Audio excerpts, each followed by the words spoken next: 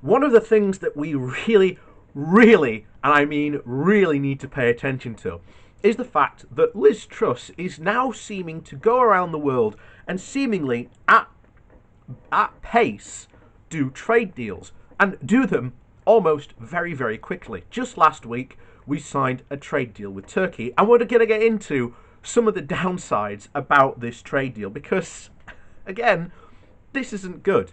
Now, what seems to be the government's strategy here is Liz Truss seems to be going around trying to do as many quick and dirty trade deals as she possibly can. Now, this is obviously to fulfill the promise that, Brexit will have this massive trade negotiation, all these wonderful trade deals, and it'll be amazing. Now, what I think is that she's desperate to go around and do these deals, and then they can go, oh, look at all these trade deals we've done. Aren't they fantastic? Just don't look at them. That's what I seem to think that they want to do. For example, the Japan deal. The Japan deal massively favours the Japanese compared to us. And again, just go look at some of my past videos just covering some of the absolute incredible shortcomings in the Japan deal. Now, this comes up into a very interesting possibility, because if Liz Truss is expecting to go around the world and do deals like she's just done with Japan, and then expecting to be able to go back to the Japanese and then reopen the negotiations when she has signed a trade deal that massively favours them over us, do you think that the Japanese are going to reopen negotiations to do and try and, quote, improve that trade deal? I don't think so. In fact, it will be very likely that any attempt by Liz Truss to go back and sort of renegotiate some of these trade deals will end up in absolute disasters, and us being open to, well, even worse trade deals, because if Japan has that much leverage just on us from that one trade deal, think of how much leverage they're going to have if we go back to them and say we want to negotiate that trade deal because it favours you far too much. It's not going to end well. So today we're going to have a quick overview of essentially what this Turkey deal is, because again, this just is not a good look for Britain. So before we do get into that, please do remember to hit that like and share button, and of course down below there is a link to my Patreon page and a one-off donation link. So on with this. So this article comes from The Guardian, and the title is "Global Britain is willing to trade away everything, including its scruples." The UK's new trade agreement last week with Turkey ignores the Turkish government's continuing human rights abuses and boosts its dangerous president and undermines ministerial pledges that global Britain will uphold international law and values.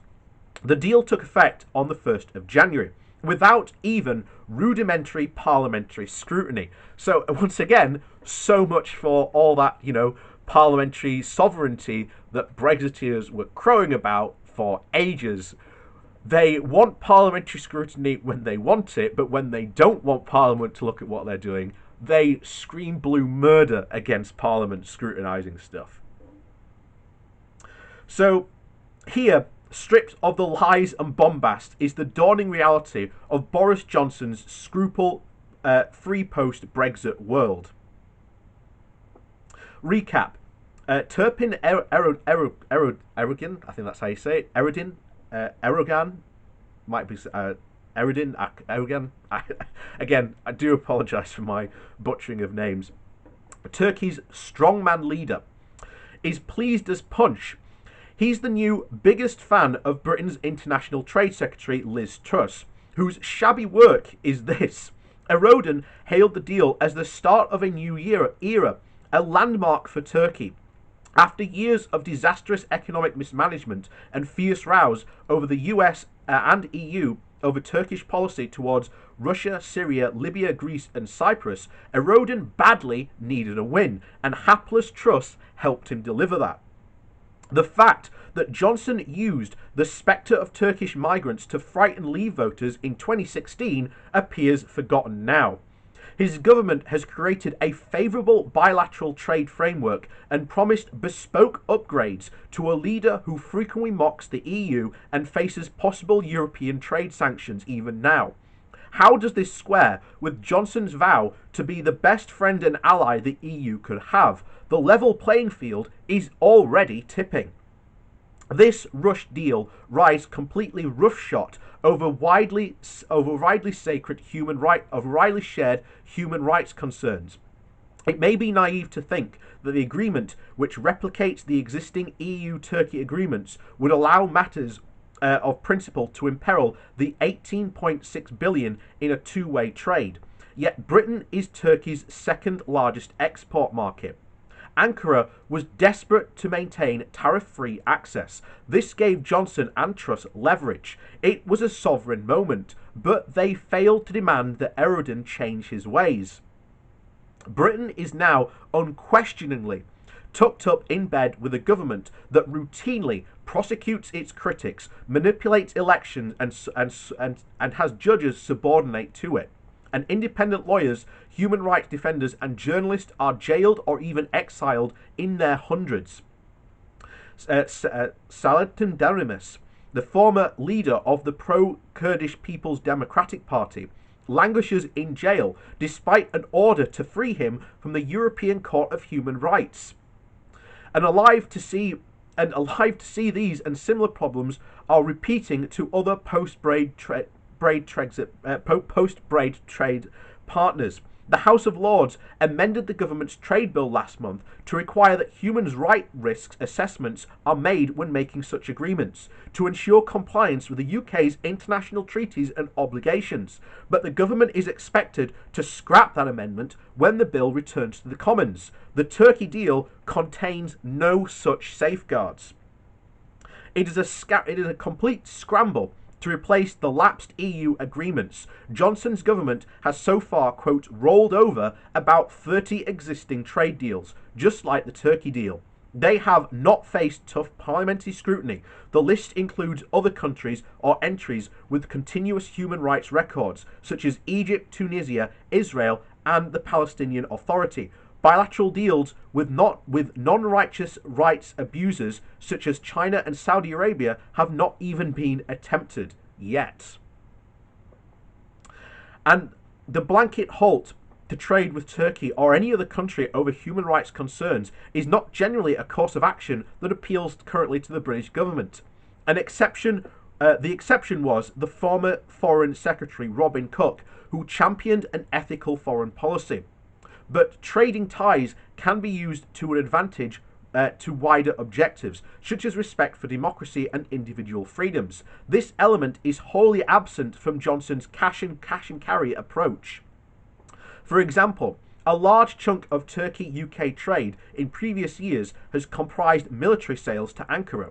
According to the Campaign Against Arms Trade, Britain has exported 1.3 billion worth of arms to Turkey since the 2013 Gezi Park popular uprising. And in that period, following a failed coup in 2016, when Erdogan began a series of brutal crackdowns, arms exports licenses worth over 806 million were granted. New licenses were halted in 2019, but existing ones are still remain valid. This lucrative business, or the prospect of losing it, may help explain the haste in finalising the Turkey deal. Yet, in fact, that Erdogan stands accused of using British-made equipment and technology to repress domestic opponents, attack Syria's Kurds, and intervene in Libya's civil war, and stoke Azerbaijan-Armenia conflict, should be given serious pause for thought. These actions run contrary to British interests, as does Erdogan's troublemaking in the Eastern Mediterranean. Yet Johnson's government, ever mindful of its own Brexit needs, has kept its head down. The full and timely parliamentary scrutiny of a post-trade Brexit deals would help bring such omissions and contradictions to light, but are sadly lacking, as Emily Thornberry, Labour's Shadow Trade Secretary, said in November. She accused the government of sheer bumbling and incompetence after Greg Hands, the trade minister, admitted that there was not enough time for MPs to scrutinise trade deals before the 31st of December deadline. So much for a sovereign parliament and taking back control of Britain's destiny and laws. The Turkey deal illustrates a much bigger fundamental hypocrisy, though. Extolling a future of global Britain in 2019, Foreign Secretary Dominic Raab promised that once we've left the EU, human rights abusers anywhere in the world will face consequences for their actions. In January of 2020, Raab assured the Commons that a truly global Britain is about more than just international trade and investment. Global Britain is also about continuing to uphold our values of liberal democracy and our heartfelt commitment to international rule of law. Raab also seems to mean well, but the ne'er-do-wells such as Erodin are laughing completely fit to bust. Raab's recent imposition of sanctions on individual rights abusers in Russia, Saudi Arabia and elsewhere does not affect the bigger picture.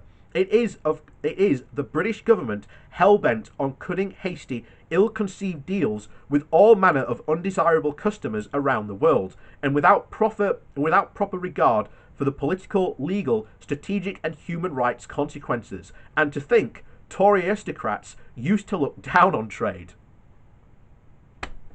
And yeah, that is probably easily the most striking concern about this.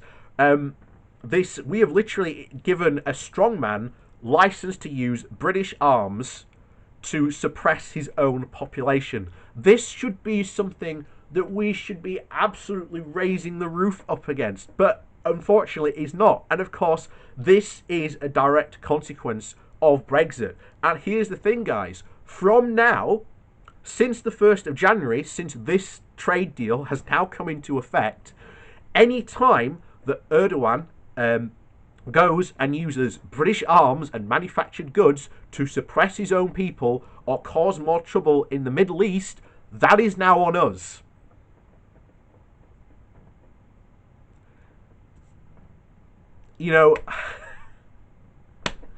So much for all that parliamentary sovereignty and, rule of law that, you're so worried about, crying about. And then when it actually comes to a situation like this, you don't even care a damn bit.